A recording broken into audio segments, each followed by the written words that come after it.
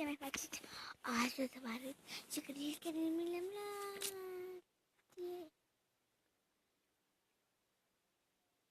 Așa,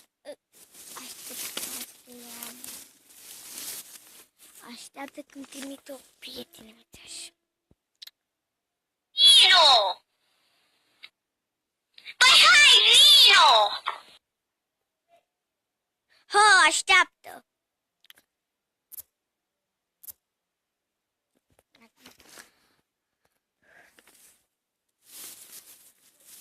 Tot de fapt.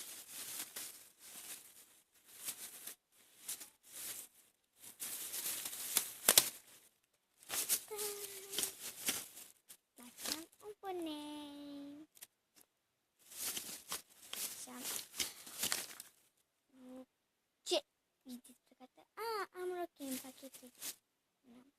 Mai am două acolo la scurt.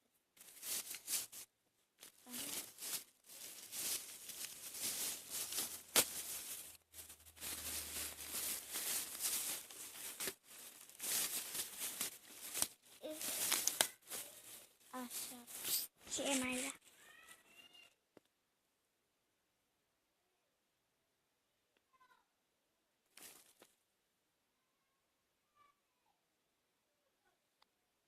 Hai, vino, da!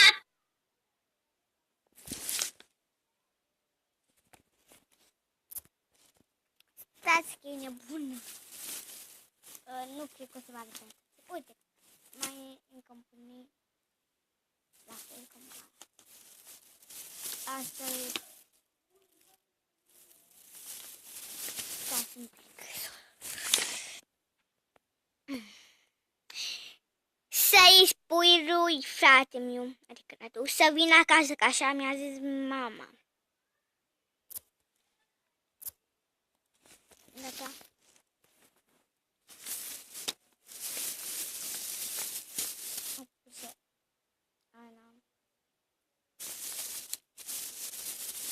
Cumpănia pasărie. Niște cărți de joc.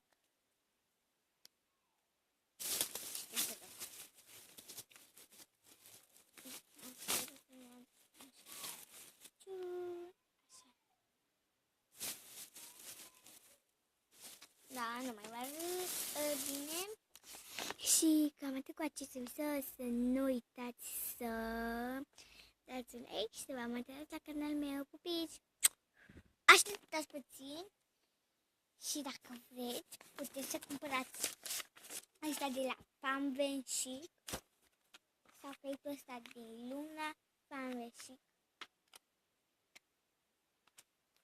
Da.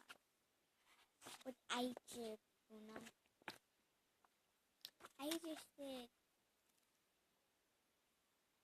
chestii.